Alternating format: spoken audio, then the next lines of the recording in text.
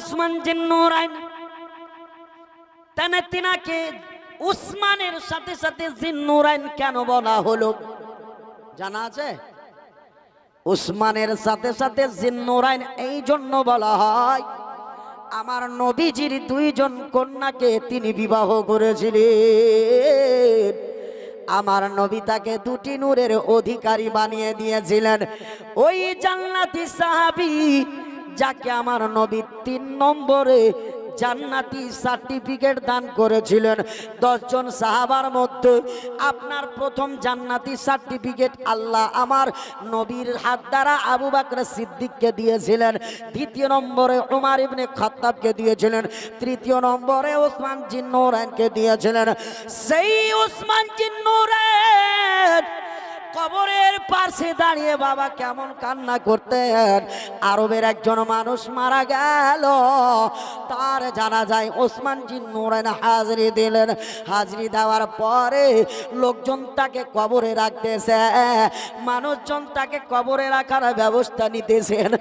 আর নবীর সাহাবী ওসমান জিন্নুরাইন তিনি যেন বাবা একটা কবরের পাশে দাঁড়িয়ে দাঁড়িয়ে আপনার যেন অঝর নয়নে কান্না করতেছেন। মুসলমান ইতিহাসের পাতায় খুলে দেখলাম উসমান জিন্নুরাইনের কান্নাতে চোখের পানি ঝরে ঝরে দাড়ি ভিজে গেল। এই দাড়ি মুবারক ভিজে ভিজে মাটি সেই জায়গার ভিজে গেল। উসমান জিন্নুরাইনের কান্না দেখে একজন নবীর সাহাবী নবীর আশিক বলেন, ওগো হুজুর, ওগো উসমান জিন্নুরাইন, কেন এই মতো অঝর নয়নে কান্না করতেছেন? কেন আপনি এইভাবে কান্না করতেছেন? আপনি কি জাহান্নামের ভয়ে কাঁদছেন নাকি? আপনি কি পুলসেরাতের ভয়ে কাঁদছেন নাকি? আপনি কি ওই হাসুরির মাঠের ভয়ে কান্না করছেন নাকি? ও বাবা মুসলমানেরা, উসমান জিন্নুরাইন তুই চোখের পানি ঝরিয়ে কেঁদে যান, কিন্তু কোনো উত্তর দিলেন না, কোনো উত্তর দেন না। যখন বারবার বলেন, ওগো নবীর সাহাবী, ওগো উসমান, কেন আপনি এত কান্না করেন? কেন এত আপনি কান্না করেন? ডাকতে বলে, ভাই রে, আমি উসমান জাহান্নামের ভয়ে কান্না করি না, আমি ওই কঠিন পুলসেরাতের ভয়ে কান্না করি না, আমি সেই কঠিন হাসুরের ময়দানের ভয়ে কান্না করি না, আমি কান্না করি এই ভয়ঙ্কর কবরকে দেখে। আমি কান্না করি এই ভয়ঙ্কর কবর দেখে। এই কবরটা হচ্ছে দুনিয়ার মুখ থেকে বিদায় নিয়ে যাওয়ার পরে আখেরাতি জগতের প্রথম স্টেশন। নবীর গোলামেরা রে, দুনিয়া থেকে যখন বিদায় নিয়ে যাবে মানুষ, আমি উসমান যখন দুনিয়া থেকে বিদায় নিয়ে যাব, আমার এই কবরে মুনকার ও নাকির আসবে, প্রশ্ন করবে। এই যদি অন্ধকার কবরের প্রশ্নের যদি জবাব দিতে না পারি, আমি পুলসেরাতেও গিয়ে ফেল হয়ে যাব, হাসরের ময়দানেও ফেল হয়ে যাব। দাড়ি পাল্লা নেকির তারাজুতেও আমার কোনো কাজ দেবে না। আখেরাতি জগতের প্রথম স্টেশন এই কবর। কবর এই জন্য এই কবরকে দেখি আর কান্না করি।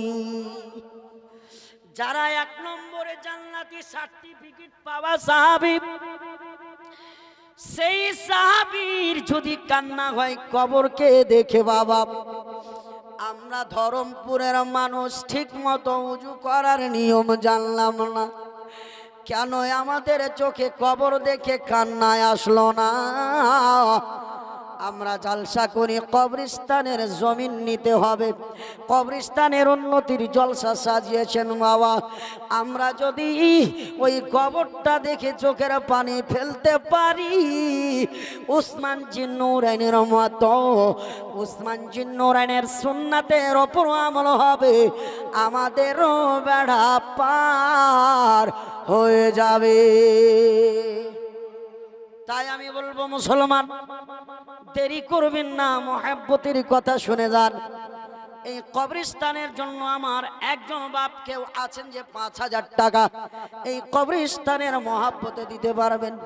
একজন ব্যক্তি 5,000 টাকা। উসমান জুন্নুরাইন কবর দেখে কাঁদলেন, চোখের পানি ফেললেন, আর আপনি সেই কবরের মহাব্বতে 5,000 টাকা দেবেন? আমি মুসাফির দোয়া করে যাব, মা হারা সন্তান আল্লাহ আপনার দান কবুল করে নিয়ে আপনার কবরস্থানে শুয়ে থাকা মা বাবা আত্মীয় স্বজন পাড়া প্রতিবেশী সবাইকে আমার আল্লাহ জান্নাতি করে দিবে। একজন ব্যক্তি যদি আছেন কেউ আল্লাহর খাস বান্দা, কবরস্থানের জন্য 5,000 টাকা কেউ দিতে পারবেন না? আছেন কেউ? মারদে মুজাহিদ। কেউ? হুজুর আমি শুনলাম আপনাদের গ্রামটা সব থেকে এলাকা জুড়ে সব থেকে গরিব গ্রাম, তাই না? বেশি বলিনি তো, মাত্র 5,000 বলেছি। একজন ভাই এখন না পারবেন 10 দিন পরে দিবেন, 5 দিন পরে দিবেন, মাত্র 5,000। আছেন কেউ?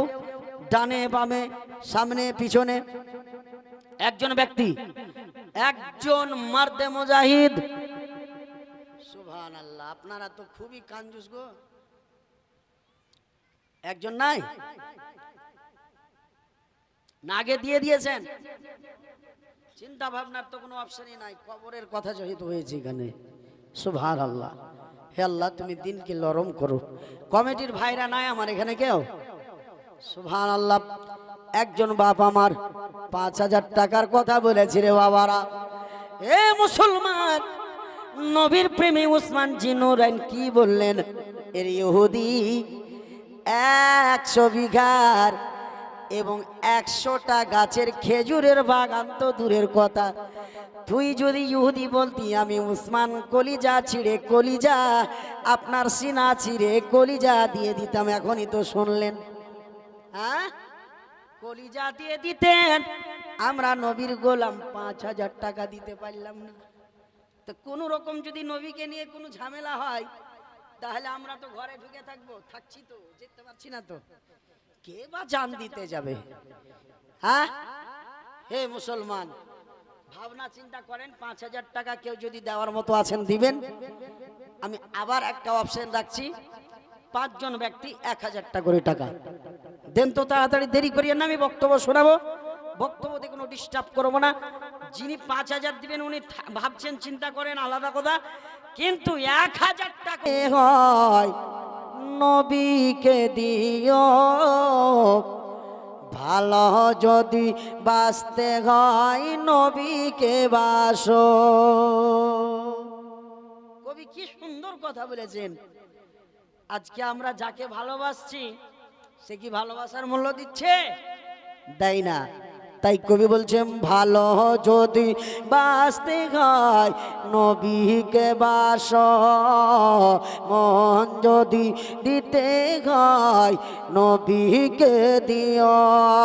কে তোমার কষ্ট যত না যিনি সইতে পারে না, তোমার কষ্ট যত না যিনি সইতে পারেন না, হাই গো ওই নবীজির মহাপত মিলাদ পড়িও, মন যদি দিতে হয় নবীকে দিও, ভালো যদি বাঁচতে হয় নবীকে বাসো। হাই গো সারা জীবন কাঁদলেন নবী এই যে দুনিয়ায়, এখন তিনি কাঁদেন ওগো সোনার মদিনায়, এখন তিনি কাঁদেন ওগো সোনার মদিনায়। সারা জীবন কাঁদলেন নবী এসে এই যে দুনিয়ায়, এখন তিনি কাঁদেন ওগো সোনার মদিনায়। হাই গো জানের চাইতে তোমরা সবাই, প্রাণের চাইতে তোমরা সবাই নবীকে ভালোবাসিও, ভালো যদি বাঁচতে হয় নবীকে বাসো, মন যদি দিতে হয় নবীকে দিও, মন যদি দিতে হয় নবীকে দিও। সুবহানাল্লাহ, নারায়ে তাকবীর, নারায়ে রিসালাত। 1000 টাকা আমার মাইনুল ভাই করিয়াছেন দান। আল্লাহ দানকে কবুল করেন পাক সুবহান। আমিন ও আমিন, আল্লাহ আমিন ও আমিন। মাইনুল ভাইয়ের দানকে কবুল করেন পাক সুবহান। আমিন সুম্মা আমিন। এ মুসলমান, আমি বলতেছিলাম আল্লাহকে ভয় করো। আল্লাহকে ভয় করলে কি হবে? আল্লাহকে ভয় করলে কি পাবেন? দুনিয়ার বুকে ব্র্যান্ডেড হতে পারবেন, দুনিয়ার বুকে আপনি হাই কোয়ালিটির হতে পারবেন। আপনার দুনিয়ার বুকে কোনো জিনিসকে বলে ভয় থাকবে না। কেননা আমার আল্লাহ বলে দিয়েছেন, আলা ইন্না আউলিয়া আল্লাহি লা খাউফুন আলাইহিম ওয়া লা হুম ইয়াহজানুন। বেশক আল্লাহ পাক রব্বুল আলামিন বলেছেন, যারা আমার ওলি হয়ে যায়, নিশ্চয়ই যারা আমার ওলি হয়ে যায়, লা খাউফুন, তাদের কোনো ভয় নেই, ওয়ালা হুম ইয়াহজানুন, এবং তারা কখনো দুঃখিত হয় না। এ মুসলমান, দুনিয়ার বুকে একজন আল্লাহর ওলি ছিলেন।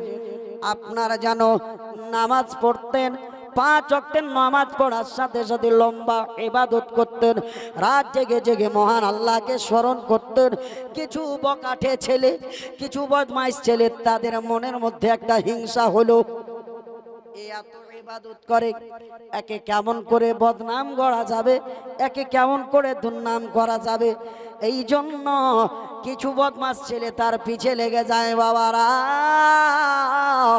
হযরতে ইমামে হাম্বল তিনি কিতাবের মধ্যে লিখতেছেন, ওই আল্লাহর ওলি ইবাদত করেন মুসলমান, ইবাদত করেন করেন করতে করতে আমার আল্লাহর নৈকট্য লাভ করে নিয়েছেন। হঠাৎ করে কিছু বদমাস ছেলেরা মনের মধ্যে একটা প্ল্যান করে, মনের মধ্যে একটা যেন গেম খেলে।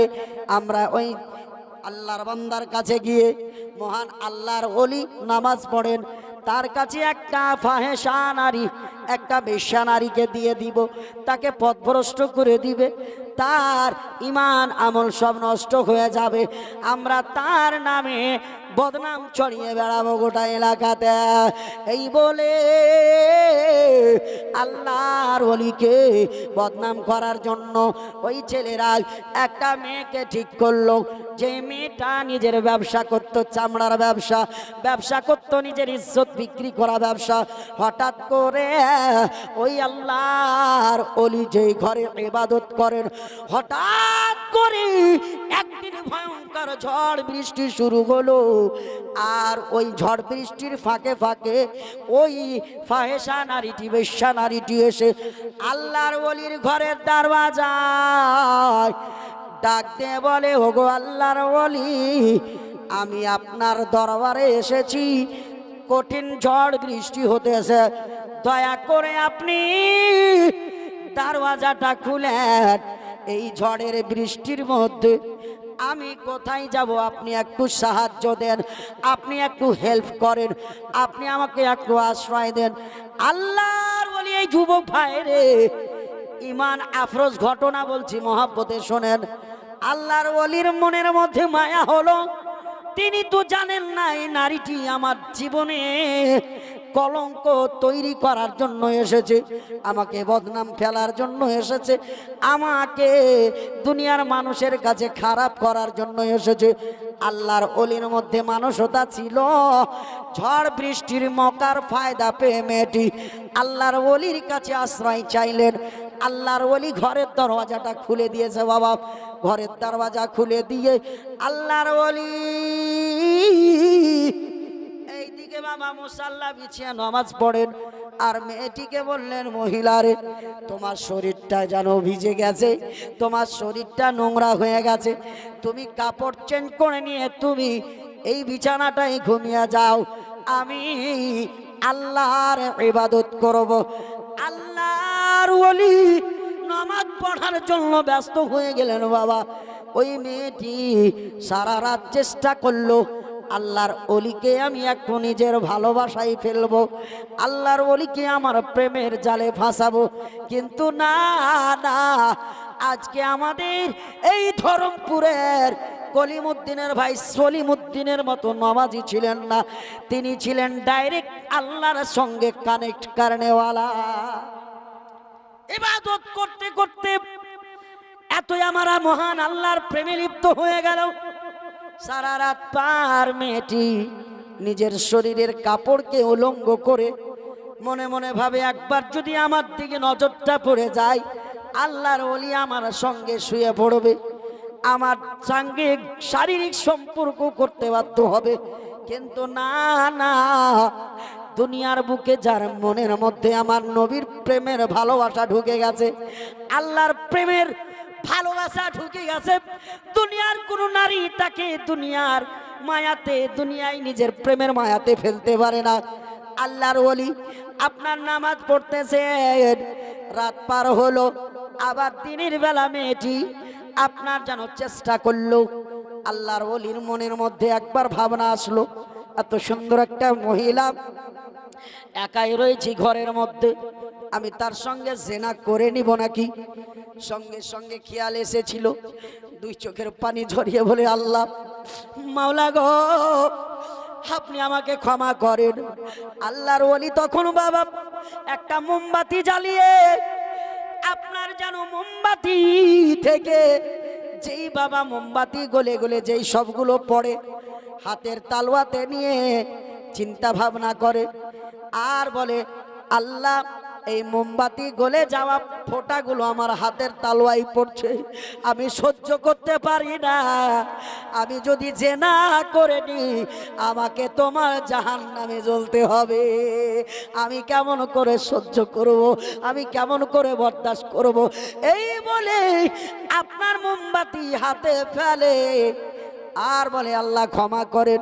এই করতে করতে করতে মেয়েটি সারাদিন কাটিয়ে দিল, রাতও কাটিয়ে দিল, আল্লাহর ওলিকে নিজের প্রেমের ফাঁদে ফেলতে পারল না। আবার আল্লাহর ওলিকে শয়তান যেন পথভ্রষ্ট করার চেষ্টা করে। আবার আল্লাহর ওলি বলে, কেউ তো নাই, একটু জেনা করে নিব নাকি? কিন্তু খেয়াল যখনই আসে, আবার হাতে মোমবাতি জ্বালিয়ে মোমবাতির ফোঁটা ফেলে আর বলে, আল্লাহ সামান্য মোমবাতির ফোঁটা হাতের তালুয়ায় পড়লো, সহ্য করতে পারলাম না, আপনার জাহান্নামের আগুন কেমন করে সহ্য করব? এই যুবক, ঈদ হলো শনিবারে, তুমি চলে গেলে হাজারদুয়ারি পার্কে আড্ডাবাজি করতে, বাপ মা জানলো না, তুমি গেলে পরকিয়া করতে একটা নারীর সাথে। তুমি একবার কি চিন্তা করলে না, আমার যৌবনটা কয়দিনের, এই যৌবনের গরমটা তুমি যদি বিয়ে করার পর স্ত্রীর সঙ্গে ইস্তেমাল করতে পারো, আমার নবী বলেন ওই ব্যক্তি নেককার হয়ে যাবে। আর এখন যেই গরমটা তুমি ইস্তেমাল করেছো পরকিয়া করতে গিয়ে, তোমার যদি ওই অবস্থায় মৃত্যু হয়ে যায়, নবী বলেন তুমি হবে জাহান্নামী। এ যুবক, একবার চিন্তা ভাবনা করো, আজকে আমরা মুসলমান একবারও ভয় করি না যে আমাদের প্রেম ভালোবাসার খবর জানবে কে? আল্লাহ জানছেন, আমার রাসূলুল্লাহ জানছেন।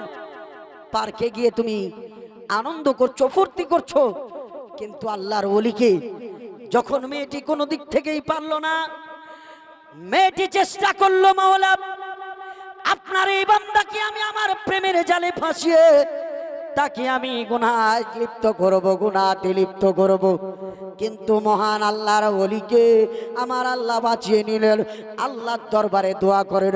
এই জন্য আমার আল্লাহ বলেন, ইয়া আইয়ুহাল্লাযীনা আমানুস্তাঈনু বিস-সাবরি ওয়াস-সালাহ। আল্লাহ বলেন, এই ইমানদারেরা নামাজ এবং ধৈর্যের মাধ্যম দিয়ে আমি আল্লাহর কাছ থেকে সাহায্য চাও, আমি আল্লাহ তোমার সাহায্য করব। আল্লাহর ওলি নামাজের মাধ্যম দিয়ে সাহায্য চাইলেন, আল্লাহর ওলি গুনাহ থেকে লিপ্ত হয়ে গেলেন, গুনাহ থেকে মুক্তি দান পেলেন, গুনাহ থেকে বেঁচে গেলেন। আল্লাহর ওলি করছিলেন কি নামাজ পড়ছিলেন? নামাজ পড়ছিলেন আর নামাজের পরে দোয়া করছিলেন, আল্লাহ এই মেয়েটির হাত থেকে আপনি আমাকে বাঁচান। শেষ পর্যন্ত আল্লাহর ওলি নামাজের মাধ্যম দিয়ে ধৈর্য ধারণ করলো, মেয়েটির হাত থেকে বাঁচলো। আজরাইলকে আমার আল্লাহ হুকুম দিলেন, আজরাইল রে যাও যাও, ওই মেয়েটির মৃত্যু যেন হয়ে যায়। দেখেন বাবা, প্রেমের খেলা খেলছেন আমার মহান আল্লাহ রব্বুল আলামিনের ওলি। কত সুন্দরভাবে আল্লাহর ওলির ঘরে যখন ওই মেয়েটির মৃত্যু হয়ে গেল, আল্লাহর ওলি গুনাহ থেকে বেঁচে গেলেন। মেয়েটির যখন মৃত্যু হয়ে গেল, গোটা এলাকায় হইচই মেতে গেল। আল্লাহর ওলি ওই মেয়েটিকে ধর্ষণ করে মার্ডার করে দিয়েছে, যেহেতু লাশটি তার ঘরে পাওয়া গেছে। আর মেয়েটির কাজ কি ছিল? দেহ বিক্রি করা। আর এইরকম একটা মেয়ে মরে যাওয়ার মানে কি? আল্লাহর ওলি ধর্ষণ করেছে, তাকে মার্ডার করেছি। আল্লাহর ওলি দুনিয়ার কোন মেম্বার প্রধানের কাছে গেলেন না, দুনিয়ার কোন নেতার কাছে গেলেন না। আমার আল্লাহ বলেন, ইয়া আইয়ুহাল্লাযীনা আমানু ইসতাঈনু বিস-সাবরি ওয়াস-সালাহ ইন্নাল্লাহা মা'আস-সাবিরিন। এই ইমানদারেরা রে, আমি আল্লাহর কাছ থেকে সাহায্য চাও নামাজ এবং ধৈর্যের মাধ্যম দিয়ে। আল্লাহর ওলি আল্লাহর দরবারে দোয়া করতেছেন। বাদশার দরবারে বিচার পৌঁছে গেল। বাদশাকে বললেন, বাদশা নান্দার, এই ছেলেটি, এই যুবকটি খুব নামাজি, কিন্তু এই মেয়েটিকে ধর্ষণ করে দুনিয়ার মানুষকে মেয়েটি বলে দিবে আল্লাহর ওলি আমার সঙ্গে মিলামিশা করেছে, আল্লাহর ওলি আমার সঙ্গে শারীরিক সম্পর্ক করেছে। এই জন্য মেয়েটিকে জান থেকে মার্ডার করে দিয়েছে, যাতে দুনিয়ার মানুষের কাছে তার বদনাম না হয়। এই বলে বাবা সবাই তার বদনাম ছড়াচ্ছে, কিন্তু সত্য যেটা সে আল্লাহর ওলি এবং আমার আল্লাহ এবং রাসূলুল্লাহ ভালোই জানেন। এই সময় আল্লাহর ওলির বিরুদ্ধে যারা আপনার বিচার দিয়েছিল, আল্লাহর ওলির বিরুদ্ধে যারা আপনার যেন বাদশার দরবারে দরখাস্ত করেছিল, আপনার যেন বিচারের আপনার কাঠগোড়ায় বিচার পাস হয়ে আসলো, আল্লাহর ওলির আগামী কালকে সকাল 9টায় যেন ফাঁসি হবে। আল্লাহর ওলির বিচারের দিন তারিখ হলো আগামী কালকে শুক্রবারের সকালবেলা 9টার সময় আল্লাহর ওলিকে ফাঁসিতে দেওয়া হবে। এ বেরাদার মুসলমান, আল্লাহর ওলি বলে, আর আল্লাহ আমি তো নিষ্পাপ, আপনি ভালো করে জানেন। আমি ওই মেয়েটার সঙ্গে জেনা করিনি, মেয়েটি কখনো মরে গেছে তাও আমি জানি না।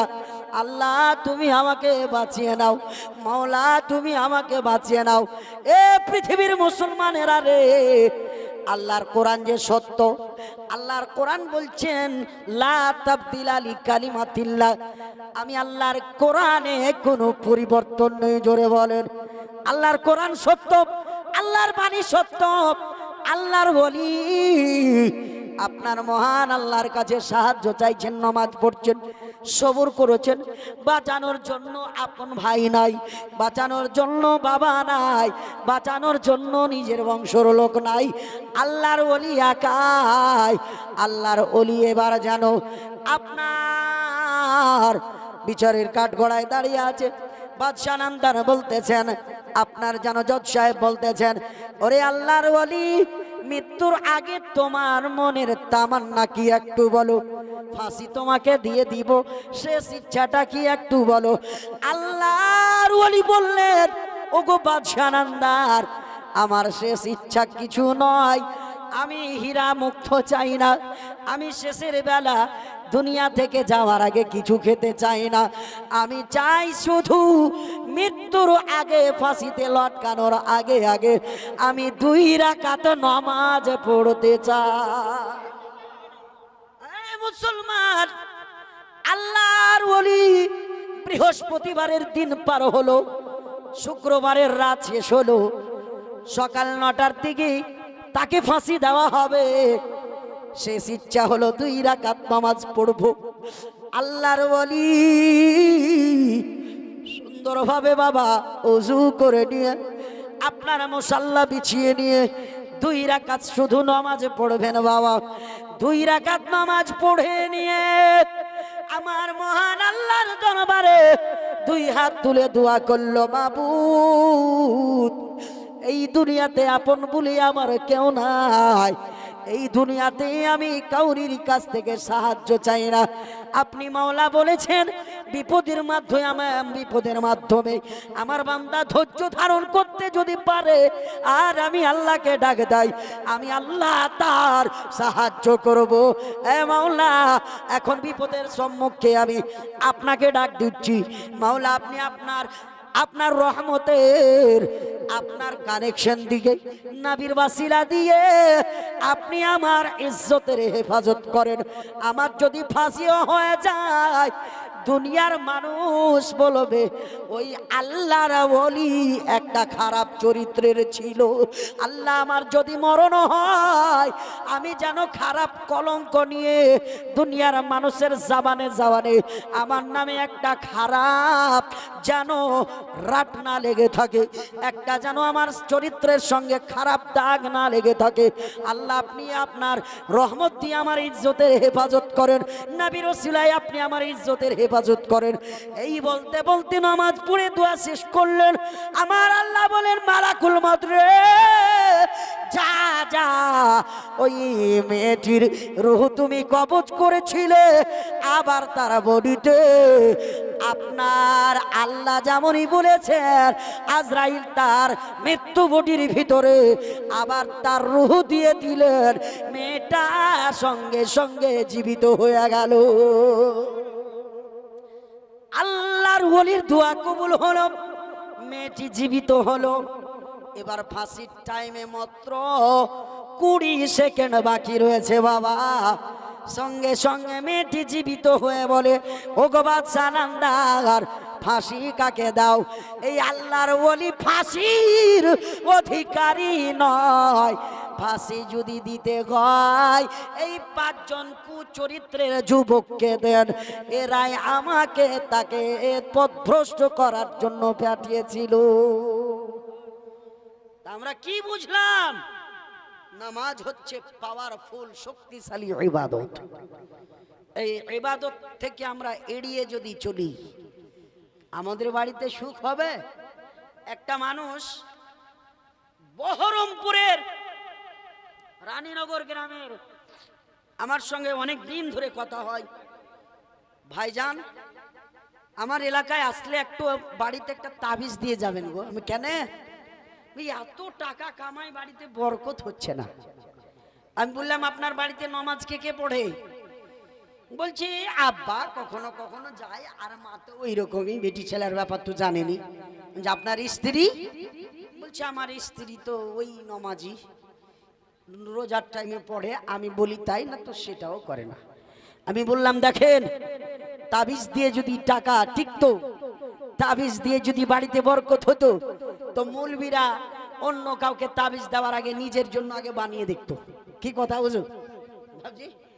তাবিজ দিয়ে কিছু হয় না, আমল দিয়ে সব কিছু হয়। আমল ঠিক রাখবেন আপনার সব ঠিক থাকবে। আমার আল্লাহ বলেন বান্দারে মৃত্যু কখন হয়ে যাবে তুমি নিজেই বুঝতে পারবা না। এই মৃত্যুর আগে তুমি কবরস্থানের কথা খেয়াল করে নামাজ পড়তে যাও, নামাজ পড়ো, নামাজ পড়ো। কেননা কবরটা যদিও আখেরাতি জগতের প্রথম স্টেশন হয়, কিন্তু ওই হাসরের মাঠে তোমাকে নামাজের ব্যাপারে প্রশ্ন করা হবে, নামাজের ব্যাপারেই তোমাকে জিজ্ঞেস করা হবে। কেন মুসলমান? এই নামাজের জন্য আল্লাহর নবী কত কেঁদেছিলেন, এই নামাজের জন্য আল্লাহর নবী দুনিয়ার বুকে কত চোখের পানি ছড়িয়েছিলেন।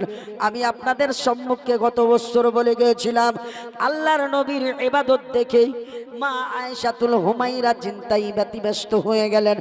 ইয়া রাসূলুল্লাহ আপনি আমার মাথার তাজ স্বামী গো, আপনার উপর আমার আল্লাহ 6 ওয়াক্তের নামাজ ফরজ করে দিলেন।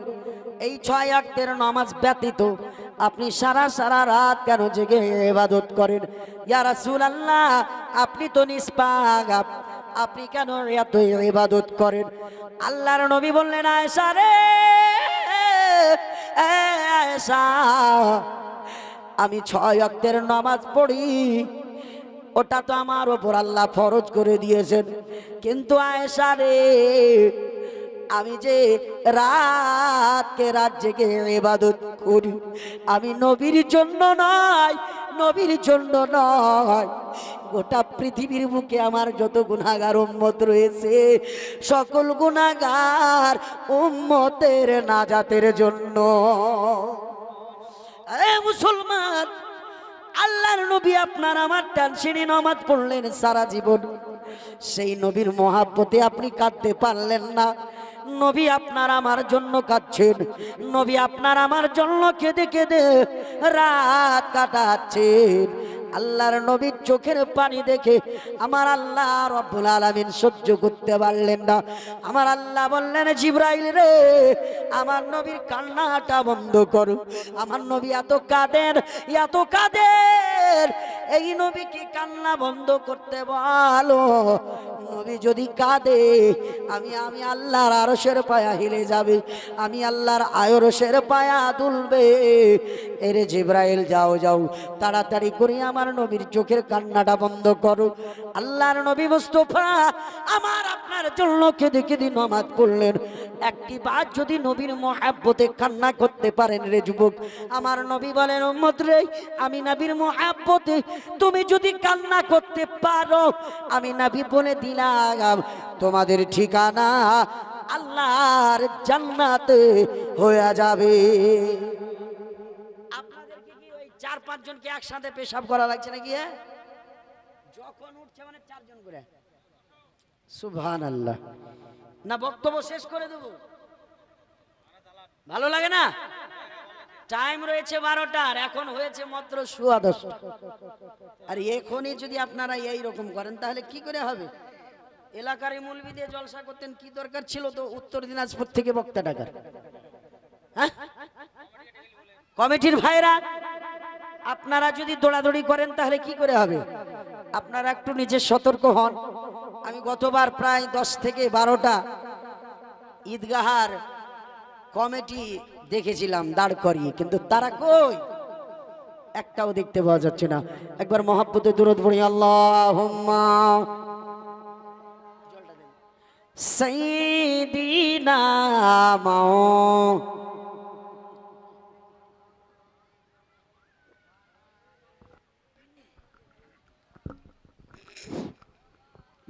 মাওলানা মুহাম্মদ, আল্লাহর নবী, নূরের নবী, নাই গো আপনার তুলনা।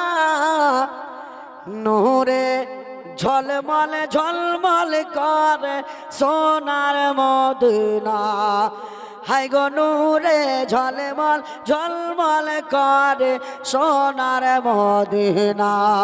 আল্লাহর নবী, নূরের নবী, আল্লাহর নবী, নূরের নবী, নাই যে আপনার তুলনা। নূর ঝলমল ঝলমল করে সোনার মদিনা। হাই গো নবীর প্রেমে আশিক যারা, চাই না তারা মুক্তাহিরা গো।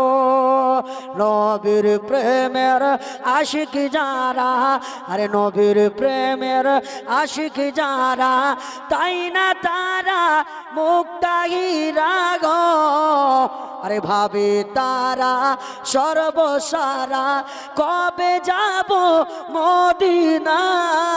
নূরে ঝলমল ঝলমল করে সোনার মদিনা, হাই গো নূরে ঝলমল ঝলমল করে সোনার মদিনা। এ বিরাদার মুসলমান, আমার আব্বাজি ভাইরা, এই যে কিছুদিন পূর্বে রমজান মাস বিদায় নিল, ওই রমজান মাসে একটা রাত ছিল, যেই রাতটা ছিল শবে কাদারের রাত। আপনারা কি কবর জিয়ারত করতে গেছিলেন সেই দিন? গেছিলেন? কেন যাননি?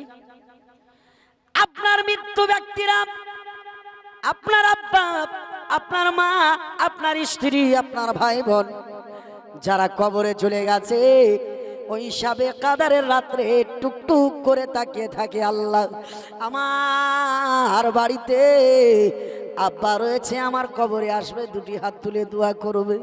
রে মুসলমান, সেই দিন আপনি আমি কবরে যেতে পারলাম না। আল্লাহর নবী বলেছেন হাজার মাসের চাইতে উত্তম সেই হিসাবে কাদারের রাতটি। আপনি অন্য নবীদের জন্য হাজার মাস, আর আমরা নবীদের জন্য সাবে কাদারের রাত অন্য নবীদের উম্মতের চাইতে হাজার হাজার মাসের চাইতে আমরা আখরি নবীর উম্মতের জন্য সাবে কাদারের রাতটি হলো উত্তম। জোরে বলেন। তাদের জন্য হাজার হাজার মাস, আর আমরা নবীর উম্মতের জন্য সাবে কাদারের একটি রাত তাদের চাইতে বেশি গুরুত্বপূর্ণ। কেন? আমার আল্লাহর নবী বলেছেন খাইরুকুম উম্মতি, অন্য নবীদের উম্মতের চাইতে আমার উম্মত হলো উম্মত সব চাইতে উত্তম উম্মত। জোরে বলেন। সব নবীর চাইতে উত্তম নবী যেমন আমার নবী, সেই মতো সকল নবীর উম্মতের চাইতে উত্তম উম্মত হইলাম আমরা নবীর উম্মত। জোরে বলেন।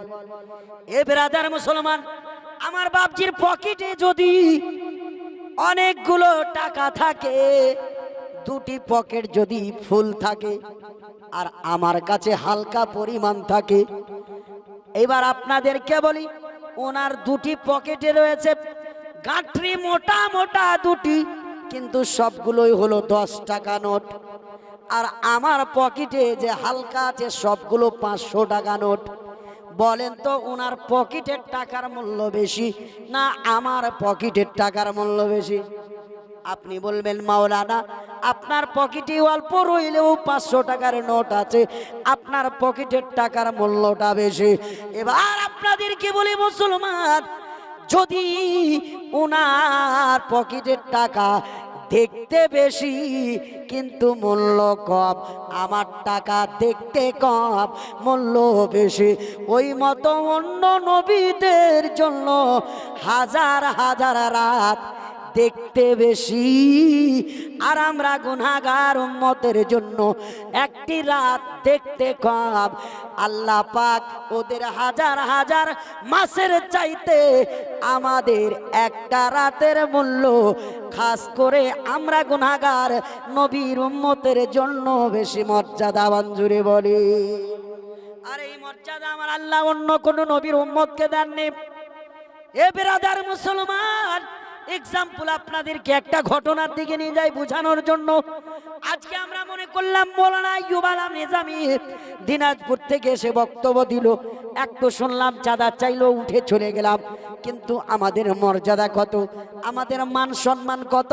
চলেন চলেই সাইয়্যিদুল মালায়েকা জিবরাইল আমিনের দরবারে, যিনি হচ্ছেন ফারিস্তাদের সর্দার। আমার আল্লাহ যখন জিবরাইল আমিনকে আল্লাহ তৈরি করলেন, জিবরাইল আমিনের চেহারা এত সুন্দর তৈরি করলেন আল্লাহ, সেই নিজের চেহারা দেখে নিজে খুশি হলেন, নিজের ইচ্ছায় নামাজ পড়তে শুরু করলেন। জোরে বলেন। নিজের চেহারা দেখে নিজে মুগ্ধ হয়ে নিজের ইচ্ছায় নামাজ পড়লেন। বাবা, আমাদের নামাজ কেমন হয়, জিবরাইলের নামাজ কেমন শুনেন বেরাদার মুসলমান। জিবরাইল আমিন 2 রাকাত নামাজ পড়বেন। বাবা, এই 2 রাকাত নামাজ পড়ার জন্য জিবরাইল আমিন দাঁড়িয়েছেন। নামাজ পড়ে যান, পড়ে যান, পড়ে যান, পড়ে যান, পড়ে যান। কিতাবের নাম জিয়াউল ওয়াইজিন। সেই কিতাবে পাওয়া গেল জিবরাইল আমিন 1 রাকাত নামাজ পড়লেন 20,000 বছর ধরে। 1 রাকাত নামাজ পড়লেন 20,000 বছর ধরে। আবার আর 1 রাকাত পড়ার জন্য দাঁড়িয়েছেন, আবার বাবা 20,000 বছর দাঁড়িয়ে পড়বেন। টোটাল 2 রাকাত নামাজ পড়লেন। সাইয়্যিদুল মালায়েকা জিবরাইল আমিন আপনার 40,000 বছর ধরে 2 রাকাত নামাজ পড়লেন। এবার নামাজটা যখন খতম হলো, আমার আল্লাহ বলেন, জিবরাইল রে, তোমার ইবাদতে আমি আল্লাহ খুশি হয়েছি, ইবাদতের হক তুমি আদা করেছো। কিন্তু যখন কিন্তু বলেছেন, জিবরাইল আমিন বলছেন, আল্লাহ আমার ইবাদতে আপনি খুশি, কিন্তু কিন্তু কেন বললেন? আপনি সেখানে ল কেন করে দিলেন? আমার আল্লাহ বলেন, জিবরাইল রে, তুমি 2 রাকাত নামাজ পড়লে 40,000 বছর ধরে। আমার নবী যখন দুনিয়ায় আসবেন, শেষ জামানার যিনি নবী হবেন, তিনার উম্মতিরা 2 রাকাত নামাজ পড়বেন। আমরা যদি মুসলমান 1 রাকাত নামাজ পড়ি, খুব বেশি টাইম লাগালে 1.5 মিনিট, খুব যদি সুফি সাফা হয়ে পড়ি 1 রাকাতে 2 মিনিট লাগাই। আল্লাহ বলেন, জিবরাইল রে, আমার আখরি নবীর উম্মতেরা 2 রাকাত নামাজ পড়বে 4 থেকে 5 মিনিট সময় নিয়ে। তোমার 40,000 বছরের 2 রাকাত ইবাদতের চাইতে আমার আখরি নবীর উম্মতের 2 রাকাত 4 মিনিটের ইবাদতের মর্যাদাটা আমি আল্লাহ বেশি বাড়িয়ে দিয়েছি। আর বসে থাকবেন? জিবরাইল আমিন 40,000 বছর ধরে নামাজ পড়লেন। আমার আল্লাহ বলে, জিবরাইল রে, তোমার এই 40,000 বছরের ইবাদতের চাইতে আমার আখরি নবীর উম্মতেরা 2 রাকাত নামাজ 4 মিনিটে পড়বে। তাদের 4 মিনিটের নামাজের চাইতে তোমার এই 40,000 বছরের ইবাদতের মূল্যটা কম, তাদের নামাজের মূল্যটা বেশি। জিবরাইল আমিন প্রশ্ন করলেন, মাওলা, তাদের ইবাদতের মর্যাদা কেন এত বেশি হয়ে গেল? বলে, জিবরাইল রে, তুমি নামাজ পড়তে শুরু করেছিলা আমি আল্লাহর হুকুমে নয়। জোরে বলেন, জোরে জোরে। আমি আল্লাহর হুকুমে নয়, আমি তো তোমাকে নামাজ পড়তে বলিনি। আল্লাহ বলেন, জিবরাইল রে, আমি তোমাকে নামাজ পড়তে বলিনি, তুমি নিজের ইচ্ছায় নামাজ পড়লে। আর আমার নবীর উম্মতকে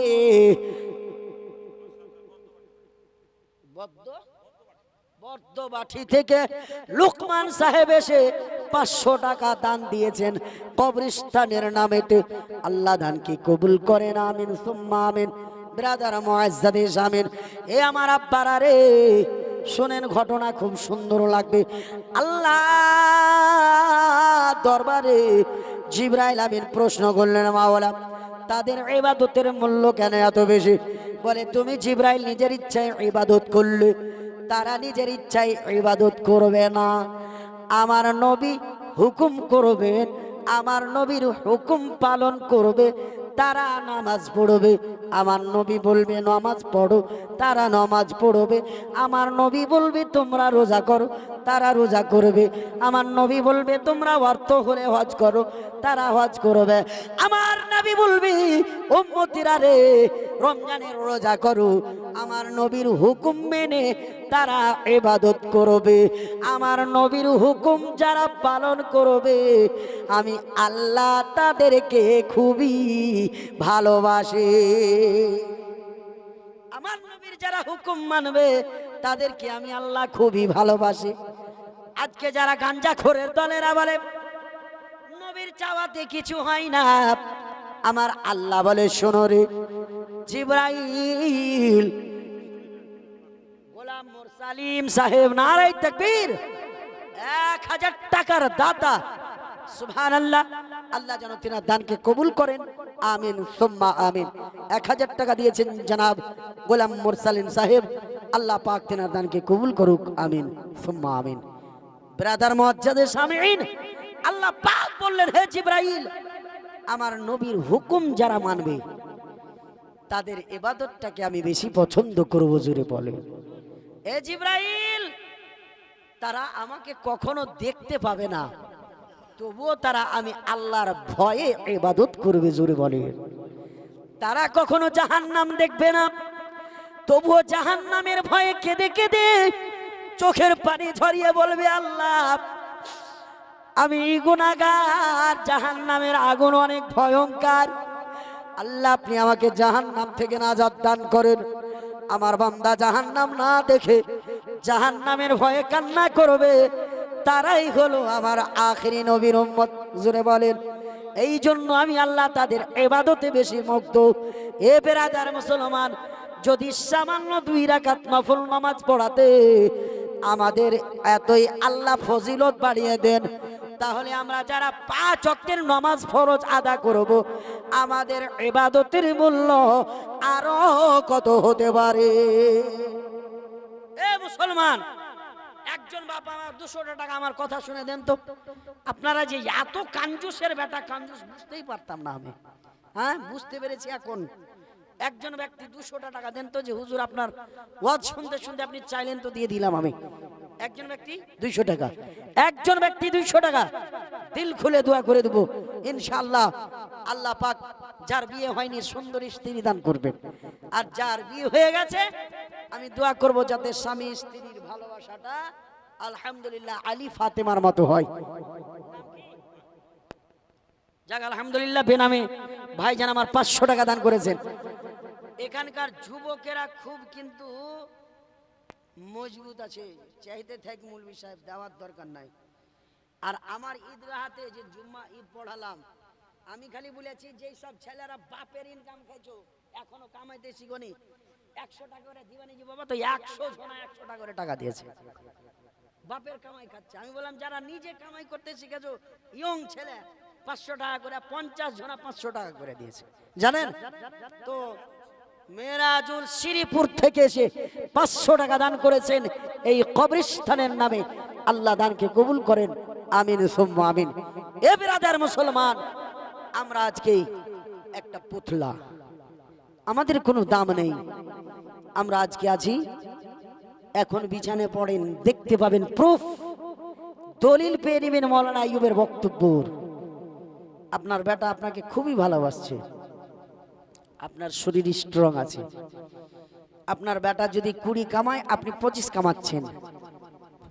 আপনার ছেলে আপনাকে খুব ভালোবাসছে। যখন আপনি কমজোর হয়ে গেলেন আর আপনি কামাতে পারছেন না, এখন আপনার ছেলে কামাচ্ছে, আপনি বসে বসে খাচ্ছেন। খোদার কসম বলি, ইমানি জাজবা নিয়ে বুকে হাত দিয়ে বলবেন, মাওলানা আগে কামাচ্ছিলাম, ছেলে ভালোবাসতো, স্ত্রী ভালোবাসতো, আজকে আমি দুর্বল হয়েছি। খোদার কসম বলি, আপনার স্ত্রীও পরিবর্তন হবে, আপনার ছেলেরা তো বেশি বেশি পরিবর্তন হবে। আপনার ছেলে আপনাকে ভালোবাসবে, কিন্তু লোক দেখানো না, তো মানুষ বলবে তোমার বাপ এত কষ্ট করে মানুষ করলো, আজকে সেই বাপকে তোমরা 2টো খাবার দিচ্ছ না। এই শরমে লজ্জাতে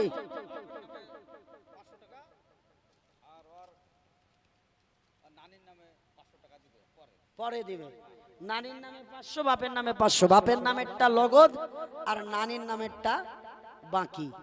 হ্যাঁ, মানে নানিটা তো পরের মা না, ওই জন্য বাকি, আর এটা তো নিজের বাপ। আল্লাহ পাক যেন ওনাকে দানটা দেওয়ার তৌফিক দান করেন, সকলে বলি আমিন সুম্মা আমিন। এ পরওয়ারদিগারে আলম, যারা যে আশা উদ্দেশ্যে দান করছেন, সকলের দানকে কবুল করেন, সকলে বলি আমিন সুম্মা আমিন।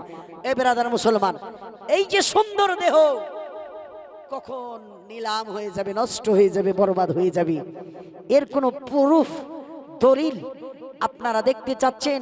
দুনিয়াটা ঘুরে দেখেন যে আমাদের গ্রামের সবথেকে বড় জমিদার ছিল কেমন, হলো কেমন, আমার বাপটা ছিল কেমন, হলো কেমন, কবরস্থানের জালসা সাজিয়েছেন। একবার আপনারা আমরা বাদশাহ সিকান্দারের দিকে দেখেন। বাদশাহ সিকান্দার বিশ্বের বুকে বিশাল বড় ইন্টারন্যাশনাল বাদশাহ ছিলেন। একদিন ওজিরকে ডাক দিয়ে বলছে, ওজির রে, আমার যখন মৃত্যু হয়ে যাবে, আমার লাশটিকে খাটলাই শুইয়ে দেওয়ার পরে আমার 2টি হাতকে কাফনের বাইরে ছেড়ে দেবে। অন্য অন্য মানুষের যখন কাপড় পরানো হয়, হাত 2টি কাফনের ভিতরে থাকে, আমি বাদশা সিকান্দারের হাত দুটিকে কাপড়ের বাইরে ছেড়ে দিবে, যেন মানুষ আমার দুটি হাত লটকে থাকে দেখতে পায়, ঝুলন্ত অবস্থায় দেখতে পায়। বাদশা নান্দারকে তার ওজির বললেন, বাদশা নান্দার, আপনাকে কোথা থেকে কোথা পর্যন্ত নিয়ে যাব? বলে এই ধরমপুর থেকে হরিহার পাড়া নিয়ে যাবে, হরিহার পাড়া থেকে বহরমপুর, বহরমপুর থেকে বেলডাঙ্গা, বেলডাঙ্গা থেকে চলে যাবে জলঙ্গি, জলঙ্গি থেকে চতুর্দিকটা ঘুরে নিয়ে আমার লাশটিকে মার্কেটে মার্কেটে রেখে দিবে, আমার লাশটিকে মার্কেটে রেখে দিবি, আর সবাই আমার লাশটার দিকে দেখবি। বাদশা সিকান্দারকে তার ওজির দুই চোখের পানি ঝরিয়ে কেঁদে কেঁদে বললেন, হুজুর গো, আজকে কেন হঠাৎ করে এই কথাটা বলতেছেন? বলে, ওজির রে, আমার মৃত্যুর পর আমার হাত দুটিকে কাফনের বাইরে ছেড়ে দিয়ে বাজারে বাজারে মার্কেটে মার্কেটে ঘুরে নিয়ে বেড়াবে, সবাই দেখবে, বলবে আর দেখবে আর বলবে, দেখ রে দেখ, যেই বাদশা নান্দার পাওয়ারফুল ছিল, যেই বাদশা সিকান্দার শক্তিশালী ছিল, আজকে দুনিয়ার বুকে রাজপ্রাসাদ ছেড়ে গেল, টাকা পয়সা ছেড়ে গেল, দেখ তার দুটি হাত খালি, খালি হাত ঝুলতেছে, হাতে কিছু না। হে মুসলমান, আমার আপনার অবস্থা এইরকম হবে, খালি হাতে যেতে হবে দুনিয়া ছেড়ে। এই পৃথিবীতে আপনি যতই টাকা ইনকাম করেন না কেন, আপনার কবরে 100 টাকার নোট দিয়ে পাঠাবে না। এই জন্য নবী বলেন, উম্মতেরা রে, মরার আগে তুমি তোমার বাড়িতে একটা ভালো সন্তান রেখে যাও। তোমার ভালো সন্তান তোমার জন্য, আমি আল্লাহর নবী বলি, তোমার দরবার, তোমার কবরের পাশে দাঁড়িয়ে তোমার ভালো সন্তানটি যখন মাবুদ মওলার দরবারে আব্বার জন্য দোয়া করবে, আমি নবী বলে দিলাম, তোমার সন্তানের দুয়ার বাদৌলাতে তুমি আব্বা জান্নাতে হয়ে যাবে। এই মুর্শিদাবাদে অনেক মাদ্রাসা, আমার দিনাজপুরের মৌলানারা এসে শিক্ষা দেয়, কিন্তু খোদার কসম বলি বলতে লজ্জা লাগে, পয়সাওয়ালার ছেলে, মুর্শিদাবাদের ছেলে একটাও মাদ্রাসায় পড়ে না। যারা গরিব, দিন খাটে দিন খায়, তাদের ছেলে মাদ্রাসায় পড়াশোনা করে। রে মুসলমান, মৃত্যুর টাইমে আপনার ইঞ্জিনিয়ার ছেলের শক্তি হবে না, আব্বার পাশে দাঁড়িয়ে সূরা ফাতিহাটা পড়ি, আব্বার পাশে দাঁড়িয়ে সূরা ইয়াসিন পড়ি, আব্বার পাশে দাঁড়িয়ে সূরা রহমান পড়ি। আমার নবী বলে, উম্মতেরা রে, তোমার মৃত্যুর যখন সময় হবে, তোমার ছেলে কিংবা মেয়ে যখন তোমার বডির সামনে বসে বসে সূরা ইয়াসিন পাঠ করবে, তোমার রূহ কবজ করার জন্য আপনার আজরাইল ফেরেশতা আসবে, তোমার ছেলেরা কোরআন তেলাওয়াত করবে। যেই কষ্টটা হতো তোমার রূহ কবজ করাতে, তোমার শরীরে দুঃখ হতো, ব্যথা হতো, তোমার আওলাদ, তোমার সন্তান সূরা ইয়াসিন পাঠ করার বিনিময়ে আমার আল্লাহর ফেরেশতা তোমার মৃত্যুর যন্ত্রণা কমিয়ে দিবে। তাহলে বাড়িতে কিছু হোক বানাই হোক, আল্লাহর নবী বলেন, নিজের সন্তানকে কোরআনের শিক্ষা দাও। আজকে মুর্শিদাবাদের মানুষ আর সন্তানকে কোরআনের শিক্ষা দেবে না, ছেলেকে কেরালায় ব্যাঙ্গালোরে পড়তে পাঠাবে, ছেলেকে হস্টেলে দেবে, ছেলেকে আল হুদা মিশনে দিবে, ছেলেকে সরকারি মিশনে দিবে। আমার ছেলে যাতে দুনিয়ার বুকে ভবিষ্যতে উজ্জ্বল করতে পারে আমার নামটাকে। দেখরে মুসলমান, আজকে আপনার ছেলে চাকরির যোগ্য, এই পশ্চিমবঙ্গ সরকার আপনার ছেলের চাকরিকে খেয়ে নিয়েছে। আপনি পড়াশোনা করে বসে আছেন, আপনার চাকরি হবে কিনা গ্যারেন্টি নাই। তাই তো সরকার আপনার মনটাকে রাখার জন্য শিক্ষা করেছেন লক্ষ লক্ষ টাকা খরচা করে, আপনাকে মাসিক কামাই দিচ্ছে 1500 টাকা করে। কত সুন্দরভাবে আপনাদেরকে বুঝিয়ে দিচ্ছে আমাদের মমতা ব্যানার্জি যে ছেলে তুমি কেন থাকবা সিম্পল হয়ে, তোমার অ্যাকাউন্টে তো ঢুকবেই 1500 টাকা করে। আজকের ছেলেরা বন্ধুর সাথে একদিন ঘুরতে গেলে কয় 1500 খরচা করে তার বাপকেই জিজ্ঞেস করিয়েন। আমার ছেলেকে আমি পড়াশোনা করালাম, ছেলের ভবিষ্যৎ তৈরি করব। এই জিনিসগুলো যখন চিন্তা ভাবনা করতে যাই, আল্লাহর লাখ লাখ শুকরিয়া আদায় করি, মাওলা আমার আব্বা আজকে গরিব মানুষ 4 লাখ খরচা করে আমাকে বাংলা পড়ায়নি। বাংলা পড়ালে এদের মতো ফাইল এই বগলে দেবে দেবে, কখনো মুর্শিদাবাদ, কখনো বহরমপুর, কখনো ইসলামপুর, কখনো দার্জিলিং দৌড়িয়ে বেড়াতে হতো।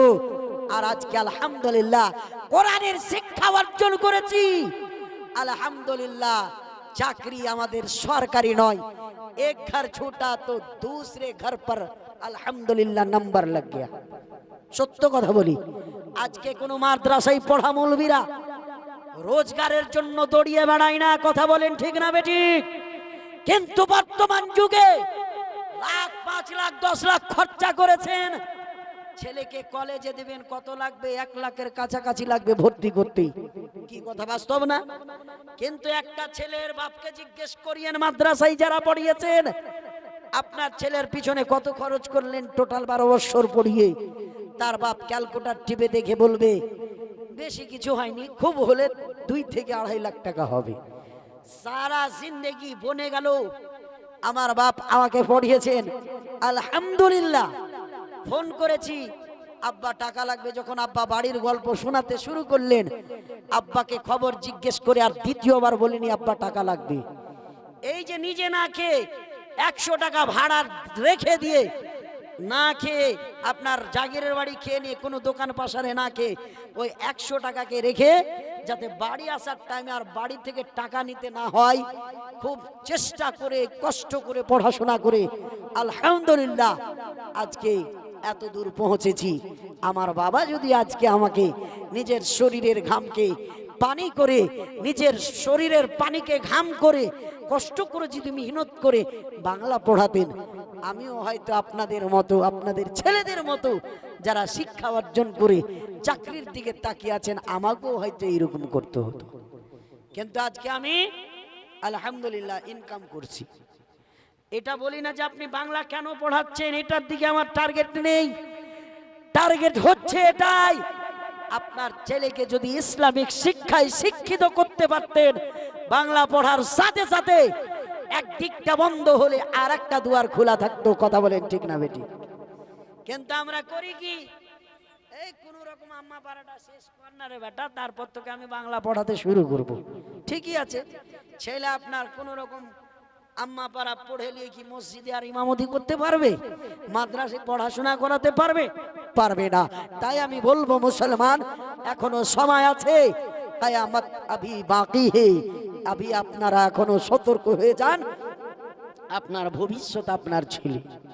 আপনি মনে করছেন আমার ছেলে চাকরি করবে, লক্ষ লক্ষ টাকা দিবে, ঠিক আছে, ভাবনা চিন্তাটা আপনার ভালো, কিন্তু মৃত্যুর টাইমে আপনার ছেলের 1 লক্ষ টাকা যদি আপনার যদি দরকার পড়ে, আপনি যদি বলেন বাপ আমার মৃত্যুর কষ্টতে বেদনা হচ্ছে, আমার মৃত্যু কষ্টতে একটু যন্ত্রণা হচ্ছে, তোমার ওই ইনকাম করা 2 লক্ষ টাকা মালাকুল মউতকে দিয়ে দাও, আমার যেন মৃত্যুর কষ্টটা দূরে হয়ে যায়, আমার মৃত্যুর কষ্টটা যেন খতম হয়ে যায়। আপনার কেউ বলতে পারবেন যে 2 লক্ষ পেয়ে আজরাইল ফেরেশতা আপনাকে মৃত্যুর কষ্ট দেবে না? কিন্তু নবী বলছেন গ্যারান্টি দিয়ে, আপনি মৃত্যুর কষ্ট দিয়ে সহ্য করতে পারছেন না, নিজের শরীরকে সামলিয়ে রাখতে পারছেন না শরীরকে, আপনার একটা সন্তান যদি কোরআন পড়তে জানে, ওই সন্তান সূরা ইয়াসিন পাঠ করবে, আপনার ছেলে 2 লক্ষ টাকা দিয়ে যেই যন্ত্রণা দূর করতে পারবে না, একটা ছোট্ট বাচ্চা সূরা ইয়াসিন তেলাওয়াত করে আপনার মৃত্যুর যন্ত্রণা কমিয়ে দিতে পারে। জোরে বলে, এটা নবী গ্যারান্টি দিয়েছেন। তাহলে আমার ছেলেকে আমি কোরআন পড়াবো কিনা? আমার ইমাম আলা হযরত ফাজিলে বেরেলভী রাহমাতুল্লাহ আলাইহি বলেন, একটা আনপড় জাহিল কিছুই জানে না, বাবার কবরের পাশে দাঁড়িয়ে শুধু 2 চোখের পানি ঝরিয়ে কেঁদে কেঁদে দোয়া করছেন। আমার আল্লাহর রহম হলো, আল্লাহ আজকে তার আব্বা কবরে শুয়ে আর সন্তান তার বাবার জন্য দোয়া করছে আপনার দরবারে। হে পরওয়ারদিগারে আলম, আপনার বান্দা বাবার মহাব্বতে কান্না করতেছি, আল্লাহর রহমত নাজিল হলো। ফারিস্তারা সন্তানের দুয়ার সাথে সাথে আমিন করলো। একটা আনপড় জাহিল ছেলের দুয়ার বাদাউলাতে আলা হযরত ফাজিল বারেলভী রাহমাতুল্লাহ আলাইহি বলেন, ছেলের দুয়ার সাদকাতে আব্বা জান্নাতি হয়ে যাচ্ছে। জোরে বলে, একটা অশিক্ষিত ছেলে বাবার জন্য দোয়া করছে, বাবা জান্নাতি হয়ে যাচ্ছে। এবার আসেন নামাজি বাপেরা আমার, আপনি 5 টাইম নামাজ পড়ছেন, আল্লাহুম্মা গফিরলি ওয়ালি ওয়ালিদাইয়া, এই দোয়ায়ে মাসুরা পড়ছেন 5 টাইমে। নামাজ পড়বেন আপনি কয়বার? 5 টাইম নামাজ পড়বেন। ফরজ পড়বেন, সুন্নাত পড়বেন, ওয়াজিব পড়বেন, নফল পড়বেন। 4 রাকাত সুন্নাতের জন্য বসবেন। সালাম ফিরার পূর্বে আল্লাহুম্মা গফিরলি ওয়ালি ওয়ালিদাইয়া, হে আল্লাহ আপনি আমাকে মাফ করেন, আমার আব্বা মাকে মাফ করেন। ওয়ালিল মুমিনিনা ওয়াল মুমিনাত ওয়াল জামিউল মুমিনিনা ওয়াল, এইভাবে যে দোয়াটা বলছেন, আল্লাহুম্মা গফিরলি ওয়ালি ওয়ালিদাইয়া ওয়ালি মান তাওয়ালাদা ওয়ালি জামিউল মুমিনিনা ওয়াল মুমিনাতি ওয়াল মুসলিমিনা ওয়াল মুসলিমাতিল আহইয়াই মিনহুম ওয়াল আমওয়াত ইন্নাকা মুজিবুদ দাওয়াতি বিরহমাতিকা ইয়া আরহামার রাহিমিন। আল্লাহ প্রথমে আপনি আমাকে মাফ করেন, আমার আব্বা মাকে মাফ করেন, গোটা বিশ্বের যত মুমিন মুমিনাত আছে তাদেরকে মাফ করেন। একটু আপনি লক্ষ্য করেন, একটা সাধারণ জ্ঞানের ছেলে আব্বার কবরের পাশে দাঁড়িয়ে দোয়া করলে যদি আব্বা জান্নাতি হয়, আব্বার জন্য দোয়া করাতে যদি আব্বা জান্নাতি হয়, আপনি একজন নামাজি ছেলে জয়বার নামাজের তাশাহুদে বসবেন, সালাম ফিরানোর জন্য তাশাহুদের পর প্রথম বৈঠক শেষ করে দ্বিতীয় বৈঠকে যখন বসবেন, কিংবা 2 রাকাতের নিয়াত করেছিলেন, আপনি সালাম ফিরানোর জন্য শেষ বৈঠক করছেন যখন, আল্লাহুম্মা গফিরলি ওয়ালি ওয়ালিদাইয়া পড়ছেন। এ মুসলমান, তাহলে একটা সাধারণ ছেলের দুয়ার বাদাউলাতে তার বাবা যদি জান্নাতি হয়, আপনি শিক্ষিত নামাজি ছেলে, আপনি বারবার যখন বলবেন আল্লাহ আপনি আমাকে ক্ষমা করেন, মা বাবাকে ক্ষমা করেন, আলহামদুলিল্লাহ আপনার দোয়া আল্লাহর কাছে কবুল হবে। আপনি নামাজি ছেলের দুয়ার বাদাউলাতে আপনার আব্বা মা জান্নাতি হয়ে যাবে। হবে কিনা? কিন্তু আমরা তো নামাজি পড়ি না। আর আদিকে ধর্মে, মানে বর্তমান যুগে আমাদের যুবক ছেলেরা 2টো সূরা মুখস্থ করছে। কিসের জন্য বলেন তো? একজন বলেন না, 2টো সূরা মুখস্থ করবে কেন? বিয়ে করার জন্য। হ্যাঁ, বাস্তব কথা, যে সূরা ফাতিহা আর একটা সূরা ইখলাস, 2টা পড়লেই তো শ্বশুর আব্বা বলবে না ছেলে জ্ঞানী আছে, খুব রটবে, খুব রটবে। আর বিয়ে করার পর যখন বউ ঘরে চলে আসলো, তখন বউ যদি বলে হাজি তুমি তো বলে সেদিন প্রশ্নর খুব উত্তর দিতে পেরেছিলে, সূরা গালাও বলে বলতে পেরেছিলে, তো একটা সূরা গালা বলো দিনি। ঢের পাগলি, বিয়ে করার লেগে মুখস্থ করেছো না, এখন আর মনে আছে নাকি? এ যুবক, লজ্জা করে না তোমাকে? শুধু বিয়ে করার জন্য কাউরির হাত ধরে নেওয়ার জন্য সূরা মুখস্থ করলা। আর আজকে তুমি যদি শ্বশুর বাড়ি যাও, নামাজ যদি পড়তে বলে তোমাকে, তুমি নামাজ পড়বা কি বলে পড়বা? তুমি লোক দেখানো নামাজ পড়ছো? তাহলে বেশি না পারলেও 10টি সূরা মুখস্থ করবেন। এই 10টি সূরা মুখস্থ রেখে নামাজ পড়বেন। আলাম তারার পরে লিলাফি কুরাইশ, তারপরে আরাইতাল্লাযী, তারপরে ইন্না আতাইনা, তারপরে কুল ইয়া আইয়ুহাল কাফিরুন, তারপরে ইযা জাআ, তারপরে তাব্বাত ইয়াদা, তারপরে কুল হুয়াল্লাহ, তারপরে কুল আউযু বিরাব্বিল ফালাক, তারপরে কুল আউযু বিরাব্বিন নাস। সামান্যই ছোট 10টি সূরা এবং সূরা ফাতিহা মুখস্থ যদি থাকে, দুনিয়ার যে কোনো প্রান্তে নামাজ পড়েন না কেন, সহিভাবে ঠিকভাবে নামাজ পড়বেন, আপনার নামাজে কেউ ভুল ধরতে পারবে না। কিন্তু যুবক ভাইয়েরা আমার, আজকে আমরা মসজিদে ইমামতি করি, যেই সব যুবকরা সূরা ফাতিহা ঠিক মতো পড়তে জানে না, তারাই বলছে মৌলভী সাহেব তুমি এটা ভুল করে দিয়েছো। হ্যাঁ, বাস্তব কথা বলছি। ও সূরা ফাতিহাই জানে না। মৌলভী সাহেব তুমি এটা ভুল করে দিয়েছো, একটু নিজেকে ঠিক করে নিও। আমি প্রশ্ন করলাম, বাবু আমার যে ভুল হলো তো কি ভুল হলো তুমি কহো। কইছে ওইটা, ওই যে রুকুতে যায় যে এরকম করছো। কি রকম করছে একটু দেখাও। বলছে তখন মনে ছিল এখন মনে নাই। বলেন তো ওই ধরনের যুবককে উঠিয়ে দু চার বাড়ি মারবেন কিনা? মানে ভুল ধরছে কিন্তু কোনটা ভুল করলাম সেটা আর ধরিয়ে দিতে পারছে না। এই আমার আব্বারা এমন শিক্ষা